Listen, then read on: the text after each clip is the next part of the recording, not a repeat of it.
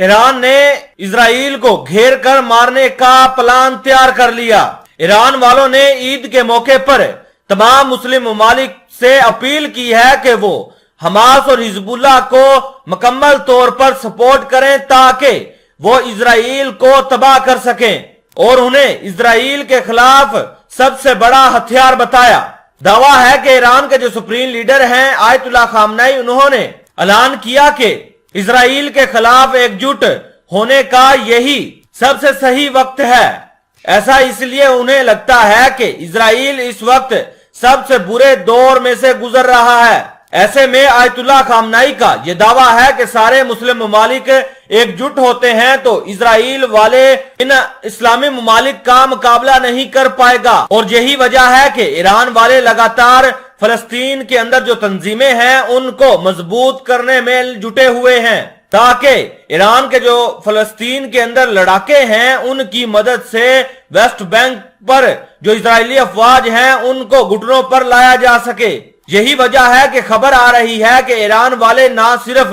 Hamas की पैसों के जरिए मदद कर रहे हैं बल्कि उन्हें अपने खतरनाक हथियार और मिसाइल सिस्टम भी दे रहे हैं, जिसके बाद ईरान वाले बाकी मुस्लिम ममालिक की भी मदद चाहते हैं ताकि जितनी जल्दी हो सके इजराइल के ऊपर कोई बड़ा हमला किया जाए और फिर इजराइल को इस दुनिया के नक्शे से ही मिटा दिया जाए। इजराइल ने ईरान के ऊपर इल्जाम लगाया है कि इजराइल के ऊपर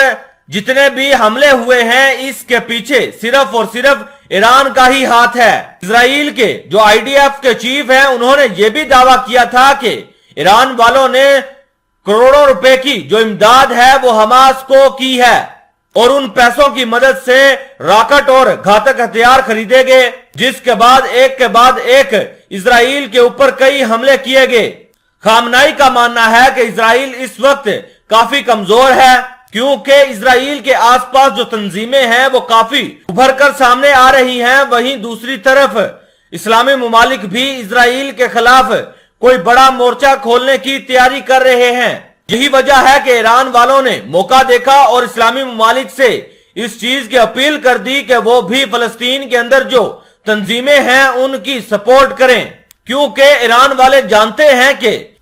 फलस्तीनियों के अंदर जो खून है उसको उभारने के लिए इजराइल का नाम ही काफी है और वो कई सालों से इजराइल और ईरान के दरमियान आर पार की जंग की राह देख रहे हैं। ईरान के जो सुप्रीम लीडर हैं आयतुल्लाह खामनेई, उन्होंने 2012 में इस चीज का दावा किया था कि इजराइल अगले 25 सालों में खत्म हो जाएगा,